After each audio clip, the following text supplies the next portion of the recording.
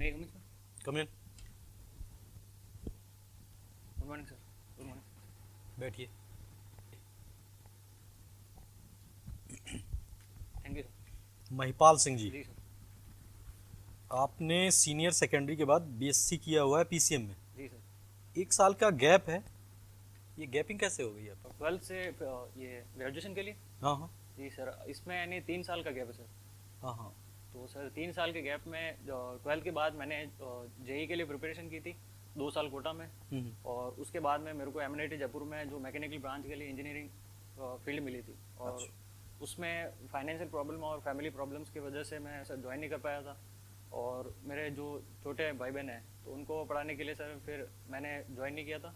और उसके बाद में मैंने पढ़ाने लग गया था सर। अच्छा, कैसे कोचिंग में पढ़ाने लगे? नहीं सर, जिस यानी 12th जिस स्कूल से मैंने की थी वहीं पे मैंने उसके बाद में पढ़ाना स्टार्ट कर दिया था सर। अच्छा, तो अभी क्या कर रहे हैं आप? अभी सर मैं अभी जो कॉम्पिटिटिव एग्जाम्स की जो है अभी प्रिपरेशन कर रहा हूँ। कौन से एग्जाम अभी दिए हैं आपने? अभी सर रिसेंटली 2018 और अभी जो 21 का जो है आरएस का एग्जाम दिया सर। दिया था। जी सर, मेंस का।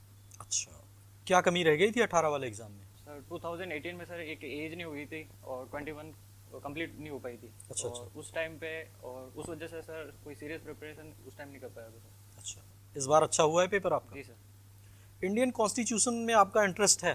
जी सर। अच्छा, अभी 14 अप्रैल को जन्मदिवस था, किसका था? 14।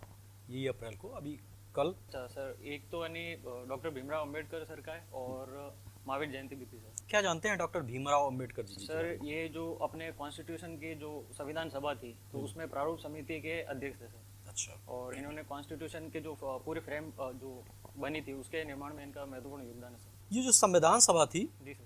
इसके परामर्शदाता कौन थे?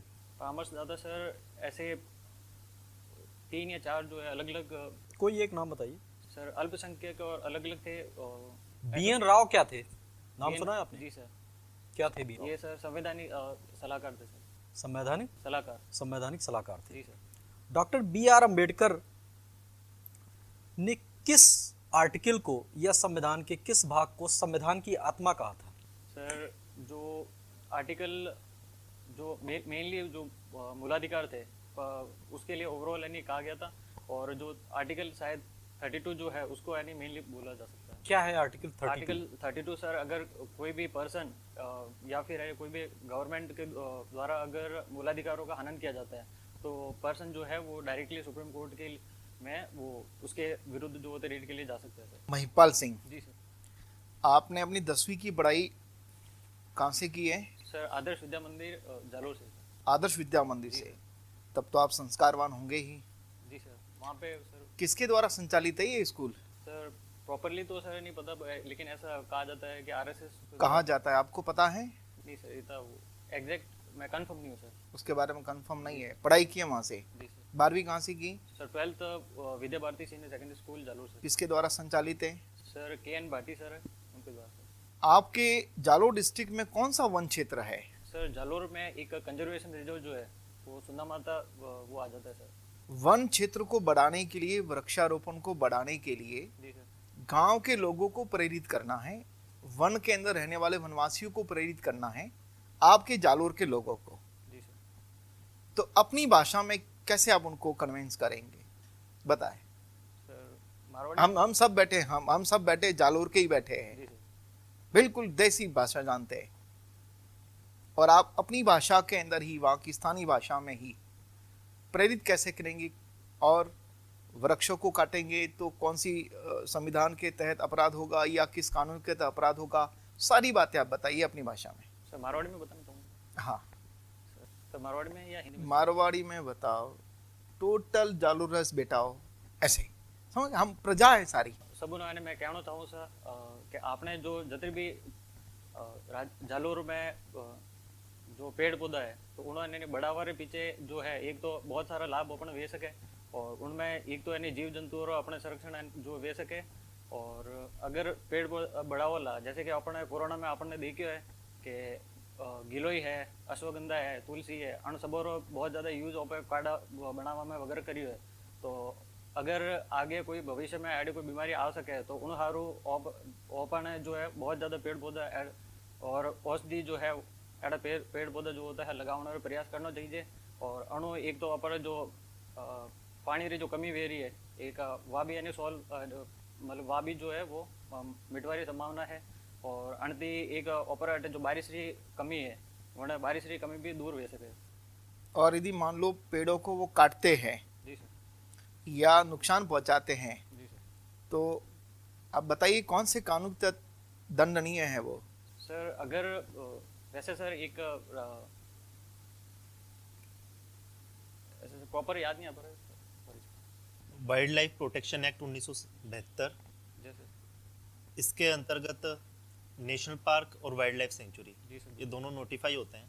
इसमें अंतर क्या है इन दोनों में? सर मेनली जो नेशनल पार्क होता है तो उनके लिए जो उन्होंने प्रोहिबिशंस जो होता है वो लोगों के जाने के लिए लकड़ी वगैरह कटाई के लिए और जो लोगों के घूमने वगैरह के लिए जो है उसमें प्रोहिबिशंस ज़्यादा होते हैं कंपेयर टू जो अभ्यारण्य वगैरह जो उनके साथ। ओके। और ये शायद उसमें जो जो अगर कौन नोटिफाई करता है इन दोनों को? सर कौन डिक्लेयर करता है कि नेशनल पार्क होगा और ये वन्यजीव अभ्यारण्य होंगे? सर ये राज्य सरकार द्वारा अधिसूचना जारी की जाती है। उसके बाद जो होता है नेशनल लेवल पे इनको जारी किया। राजस्थान में कितने हैं national park? Sir national park अभी 3 नेशनल पार्क है सर। टाइगर रिजर्व कितने हैं? टाइगर रिजर्व सर अभी 4 है सर। कौन कौन से हैं बता सकते टाइगर रिजर्व सर रणथंभौर है और सरिस्का है सर और मुकुंदरा वाला है सर और अभी जो लेटेस्ट है वो रामगढ़ विस्तारी है सर। तो महिपाल जी आप जालौर से हैं। जी सर। ओके, पॉलिटी में आपने इंटरेस्ट बताया था। जी सर। हमारे भारत की राष्ट्रभाषा कौन सी है? सर राष्ट्रभाषा तो सर कोई नहीं है लेकिन सर राज्य जो भाषा है जो कि बाकी लीगल वर्क के लिए जो यूज़ की जाती है तो वो सर हिंदी बताई गई है सर। उसके अलावा सर इंग्लिश का स्टार्टिंग के 10 इयर्स के लिए शायद प्रोविज़न था लेकिन उसको अभी एक्सटेंड कर दिया गया सर। एक्सटेंड कर दिया है या ख़त्म कर दिया? नहीं टाइम पे जो होता है एक्सटेंड किया जाता है सर। ओके। रेल या नाड़ा कोई शब्द होता है? सर जो रेगिस्तान के इलाके में सर जो बरखान के बीच में जो पानी के जो सोर्सेज बन जाते हैं। आपके जालौर से रिलेटेड है इसका कोई रिलेशन? हाँ सर। नेहड़?